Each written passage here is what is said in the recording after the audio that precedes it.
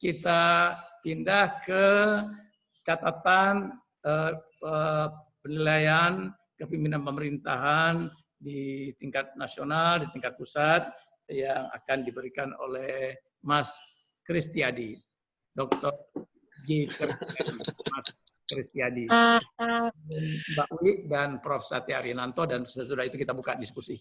Mas Kris, silakan menambahkan, melengkapi catatannya dengan niat ingsun itu kita supaya niat ingsunnya betul. Memperbaiki. Ya, oh, Mas, silakan. Ya, siap Bapak Presiden, siap. Tentu terima kasih sekali tausiah dari Profesor Asmari Azra. Mbak Wi, nanti saya harapkan juga begitu, Mas Satya. Pak Jo, saya sebetulnya membaca tema ini saya senang sekali. Karena apa? Karena kepemimpinan pemerintahan dalam memerangi pandemi COVID. Ini baru saja selesai nih, saya punya apa tuh poin-poin nanti saya kirim nanti. Oh iya, baik. Lalu saya tambahkan, menimbang kekuatan negara. Oke. Menang nggak nih perang ini? Iya. Nah, kalau soal perang atau damai, sebenarnya tujuan semua perang itu untuk damai. Iya. Tapi ada yang mengatakan, ada kata-kata yang sangat penting untuk perang ini. Civis pacem parabilum. Sebelum kalau kamu mau damai, siaplah untuk perang. Nah, kita perang, setelah ketemu vaksin, kita damai. Nah, itu pertama kali. Nah, kalau saya menilai mengenai soal menimbang kekuatan negara, sebetulnya negara kita ini negara apa sih ini?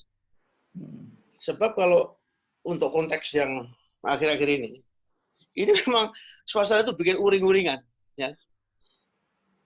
Mohon maaf ini. Istri saya pun uring-uring kalau lihat TV. Itu gimana sih ini? Pemerintahnya gimana sih ini? Itu berhari-hari. Jangan saya bilang, jangan tanya sama saya, tanya pemerintah. Loh, sampai seperti itu. Tapi dan saya terus terang aja kalau Pak Ju sama Profesor Asmati Asra, Jeng Wiwi, Mas Satya, kita sejak awal kita kan ikut politik, ngerti mengikuti ini. Dan saya selalu sebetulnya makin lama makin pening. Tapi sekarang ini saya mencoba tidak pening karena apa? Karena kalau pening itu kemudian frustrasi, stres, kemudian stamina turun, nanti diserbu pandemi nih. Jadi saya sebisa mungkin ketawa-ketawa aja. Kalau bisa ketawa-ketawa sendiri nggak apa-apa, sebagai orang gila. Nah, sekarang kalau kita ngomong pemerintahan dan yang mau perang itu, yang perang itu negara. Negara kita itu seperti apa? Karena kalau ancaman perang soal ancaman militer sudah agak komplit lah. Tapi kalau namanya pandemi itu memang belum. Nah, jadi kalau saya, Pak, Bapak Ibu sekalian dan para pembicara yang saya hormati, kalau saya memang mau melihat situasi ini, saya akan lebih ke helikopter view, melihat ke dari atas ya. Kalau saya dari atas, sebetulnya apa sih kita ini? Sebetulnya sejak reformasi dan bahkan sejak zaman panitia persiapan kemerdekaan, itu kita memang ingin sebetulnya ada pemerintahan yang berjalan baik. Ada kemudian lembaga perwakilan yang mewakili rakyat. Tugas melaksanakan namanya presiden, yang mengontrol namanya DPR. Tetapi sejak awal saya sudah melihat ada yang pelik ini. Yang pelik itu sebetulnya para pendiri negara itu belum melakukan penegasan. Sebetulnya apa? Sebenarnya kekuasaan negara dalam rangka checks and balances ini pemisahan kekuasaan negara yang ketat, separation of power orang bilang, atau pemisahan yang parsial, partial separation of power. Itu belum juga jelas sampai sekarang.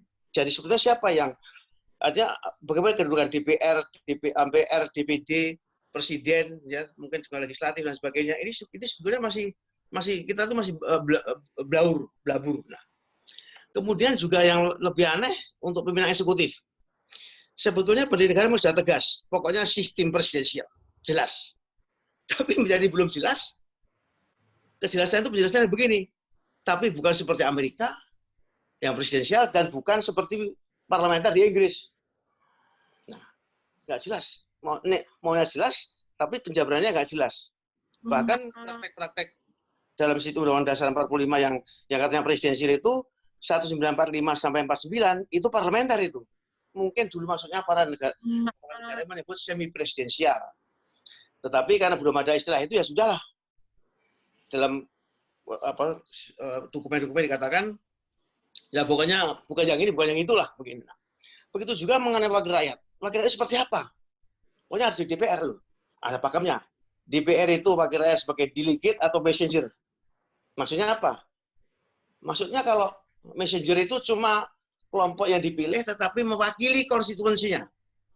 Nah, tetapi kalau kemudian apa? Itu delegate atau messenger. Tapi yang satu lagi trustee.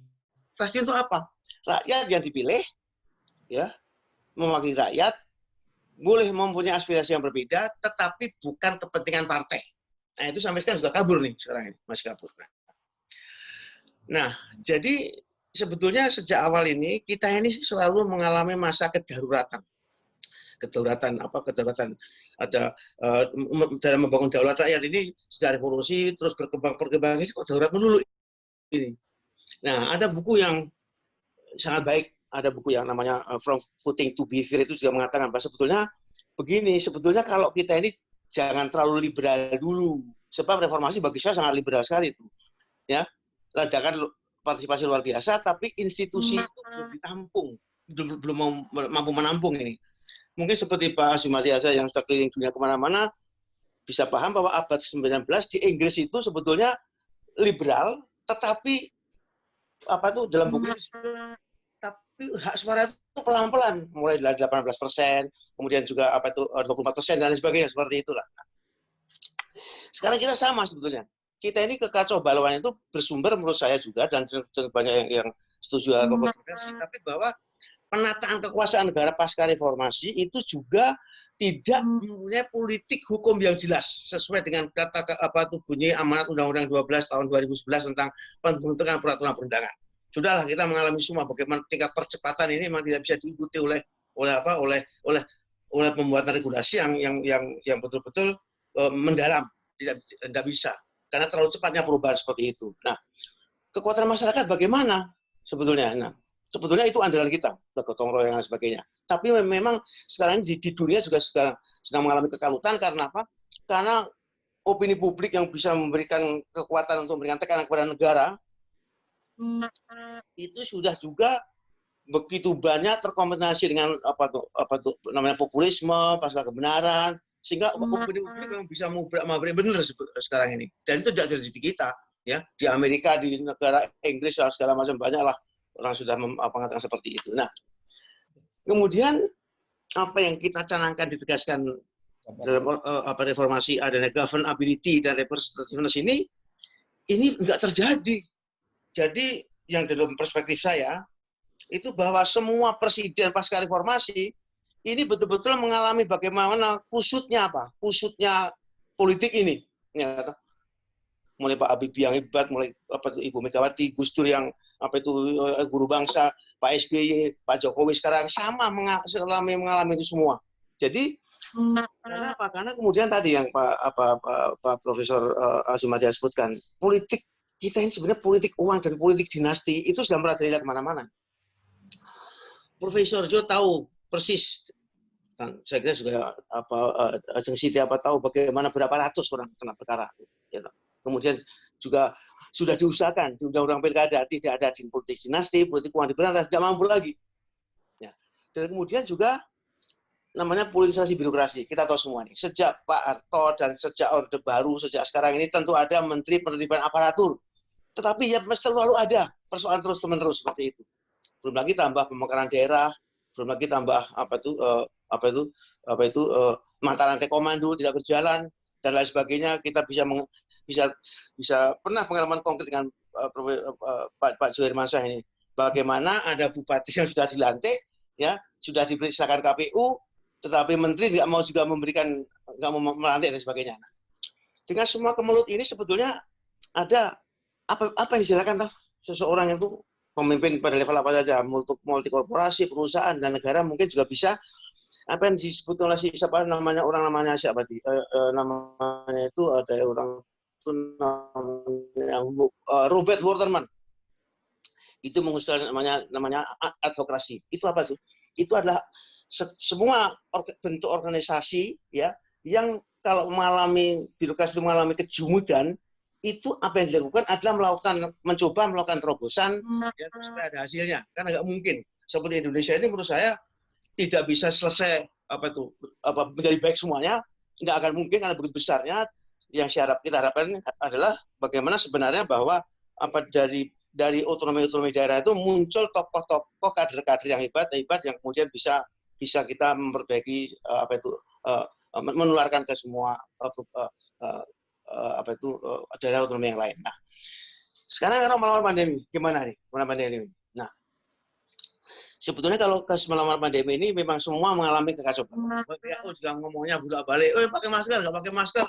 Bilang namanya Trump itu nggak karu-karuan juga. Inggris juga mengalami Perancis mengalami dan sebagainya. Nah, tapi di kita bagi saya yang sudah jelas bahwa sebetulnya, ini semakin mengeksplisitkan bahwa tata kelola manajemen kekuasaan ini memang kacau balau.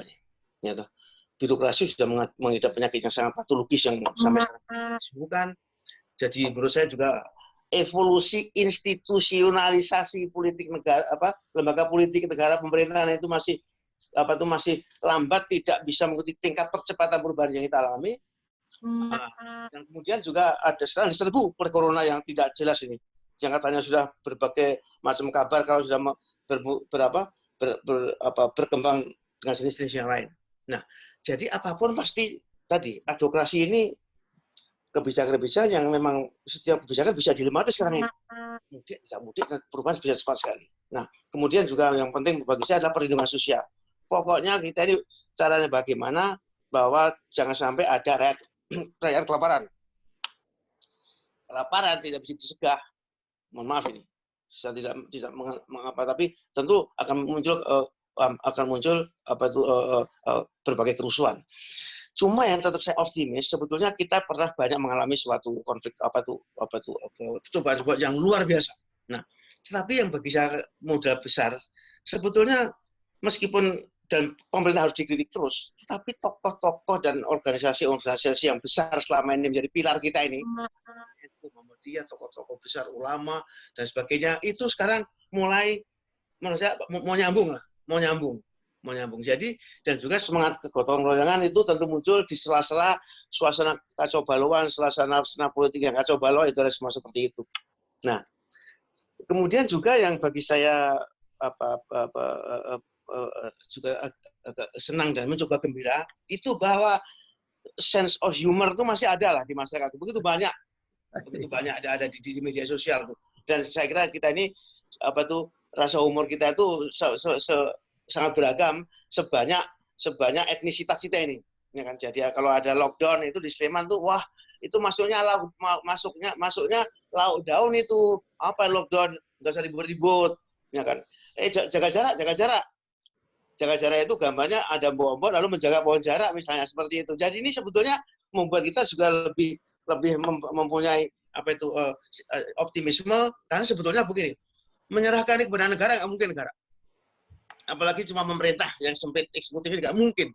Harus ada kekuatan masyarakat, tokoh-tokoh besar seperti Profesor Asmadi Asra, Profesor Suherman Syah, Sri Kandi kita, Profesor Siti Juro, ahli hukum kita Mas Satya, dan teman-teman yang lain seperti itu. Nggak mungkin sendiri, ya. Nah, jadi begini, saya masih percaya meskipun saya ini orang agama saya juga abangan saja, tapi saya percaya bahwa setiap musibah ada berkah itu.